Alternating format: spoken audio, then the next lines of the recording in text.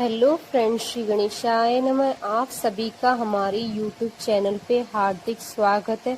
आज हम आपको विनायक चतुर्थी की कथा, पूजा विधि, शुभ मुहूर्त और महत्व के बारे में बताएंगे। चतुर्थी की तिथि भगवान श्री गणेश जी की तिथि है। हिंदू धर्म ग्रंथों के अनुसार श्री गणेश भगवान की कृपा प्राप्ति से जीवन के सभी असंभव कार्य भी संभव हो जाते हैं।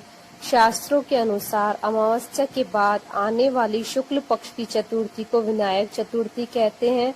विनायक चतुर्थी का शुभ मुहूर्त पंचांग के अनुसार इस बार विनायक चतुर्थी 18 दिसंबर 2020 शुक्रवार के दिन है। चतुर्थी तिथि प्रारंभ होगी 17 दिसंबर 2020 को शाम 3:17 पर और चतुर्थी तिथि का समापन होगा अगले दिन 18 दिसंबर 2020 को दोपहर 2:22 पर। पूजन का शुभ समय रहेगा 18 दिसंबर 2020 को सुबह 11:16 से दोपहर 1:20 तक। कुल अवधि 2 घंटे 4 मिनट की रहेगी। पुराणों के अनुसार शुक्ल पक्ष की चतुर्थी को विनायकी तथा कृष्ण पक्ष की चतुर्थी को संकष्टी चतुर्थी कहते हैं। कई स्थानों पर विनायक चतुर्थी को वरद विनायक चतुर्थी के नाम से भी जाना जाता है। इस दिन श्री गणेश जी की पूजा दोपहर मध्याह्न में की जाती है। भगवान श्री गणेश जी को विघ्नहर्ता कहा जाता है। विघ्नहर्ता यानी आपके सभी दुखों को हरने वाले देवता। इसलिए भगवान गणेश जी को प्रसन्न करने के लिए विनायक, विनायकी चतुर्थी और संकष्टी चतुर्थी, गणेश चतुर्थी का व्रत किया जाता है। प्रति माह शुक्ल पक्ष में आने वाली चतुर्थी को विनायकी चतुर्थी व्रत कहते हैं। ये चतुर्थी भगवान श्री गणेश जी को समर्पित है। इस दिन श्री गणेश जी का पूजन अर्चन करना लाभदायी माना गया है। इस दिन गणेश जी की उपासना करने से घर में सुख समृद्धि और धन दौलत, आर्थिक संपन्नता के साथ साथ ज्ञान व बुद्धि की प्राप्ति भी होती है। पूजा विधि ब्रह्म मुहूर्त में उठकर नित्य कर्म से निवृत्त होकर स्नान करें, लाल रंग के वस्त्र धारण करें। दोपहर पूजन के समय अपने सामर्थ्य के अनुसार सोने, चांदी, पीतल, तांबा, मिट्टी अथवा सोने या चांदी से निर्मित गणेश जी की प्रतिमा स्थापित करें। संकल्प के साथ पूजन कर श्री गणेश जी की आरती करें। तत्पश्चात श्री गणेश जी की मूर्ति पर सिंदूर चढ़ाएं। श्री गणेश जी का प्रिय मंत्र ओम गण गणपते नमः बोलते हुए 21 दूर्वा दल चढ़ाएं।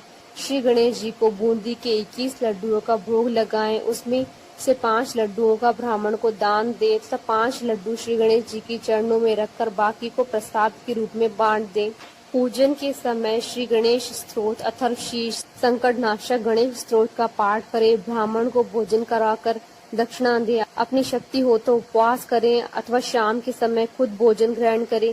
शाम के समय गणेश जी की कथा, श्रद्धा अनुसार गणेश स्तुति, श्री गणेश सहस्त्र नामावली, गणेश चालीसा, गणेश पुराण आदि का पाठ करें। संकट नाशन गणेश स्तोत्र का पाठ करके श्री गणेश जी की आरती करें तथा ओम गणेशाय नमः मंत्र की माला का जाप करें। विनायक चतुर्थी की कथा। श्री गणेश चतुर्थी व्रत की पौराणिक कथा के अनुसार एक बार भगवान शिव तथा माता पार्वती नर्मदा नदी के किनारे बैठे थे। वहाँ माता पार्वती ने भगवान शिव से समय व्यतीत करने के लिए चौपड़ खेलने के लिए कहा। शिव चौपड़ खेलने के लिए तैयार हो गए, परंतु इस खेल में हार जीत का फैसला कौन करेगा, यह प्रश्न उनके समक्ष उठा तो भगवान शिव ने कुछ तिनके एकत्रित कर उनका एक पुतला बनाकर उसकी प्राण प्रतिष्ठा कर दी और पुतले से कहा, बेटा हम चौपड़ खेलना चाहते हैं, परंतु हमारी हार जीत का फैसला करने वाला कोई नहीं है, इसलिए तुम बताना कि हम दोनों में से कौन हारा और कौन जीता। उसके बाद भगवान शिव और माता पार्वती का चौपड़ खेल शुरू हो गया। यह खेल 3 बार खेला गया और संयोग से तीनों बार माता पार्वती की जीत हुई।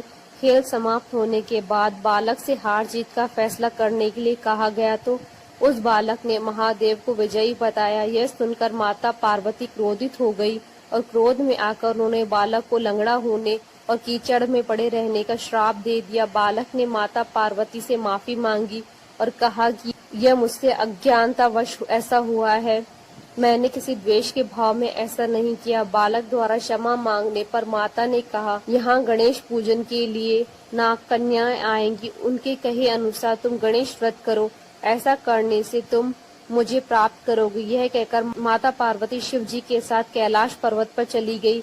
1 वर्ष के बाद उस स्थान पर नाग कन्याएं आईं। तब नाग कन्याओं से श्री गणेश जी के व्रत की विधि मालूम करने पर उस बालक ने 21 दिन लगातार गणेश जी का व्रत किया। उसकी श्रद्धा से गणेश जी प्रसन्न हुए। उन्होंने बालक को मनवांछित फल मांगने के लिए कहा। उस पर उस बालक ने कहा कि हे विनायक, मुझ में इतनी शक्ति भर दीजिए कि मैं अपने पैरों से चलकर अपने माता पिता के साथ कैलाश पर्वत पर पहुंच सकूं और वे यह देख प्रसन्न हो।